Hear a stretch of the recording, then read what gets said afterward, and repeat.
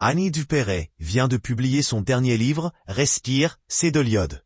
Au fil des pages, elle se confie sur des épisodes intimes de sa vie, à travers des anecdotes surprenantes. Suite à cela, elle a accordé une interview à la Tribune dimanche, directement chez elle, dans le 14e arrondissement de Paris.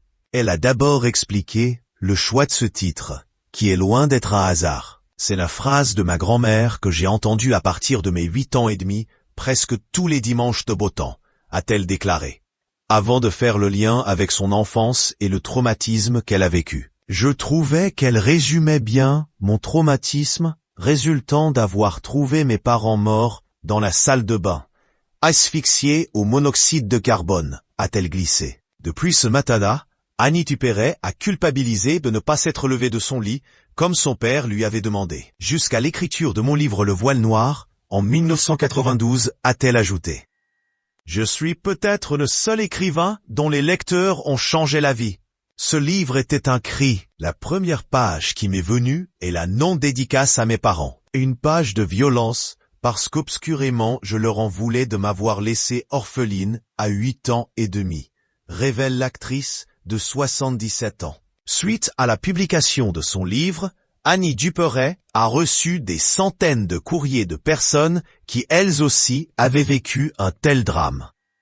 Grâce à ces témoignages, je me suis sentie moins seule dans la douleur, révèle-t-elle.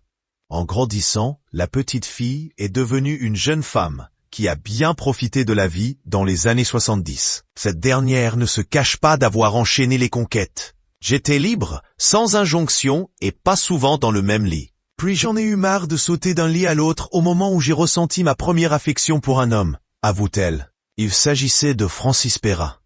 Si nous avons rapidement compris que nous n'étions pas faits l'un pour l'autre, Francis a été un maillon très important dans l'équilibre de ma vie. Je suis passé du bottin à 3 hommes dans ma vie et avec une fidélité absolue, déclare-t-elle entre deux rires.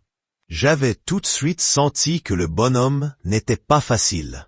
Et après une année de cohabitation non concluante avec Francis, je n'étais pas certaine de vouloir réitérer l'expérience, conclut-elle.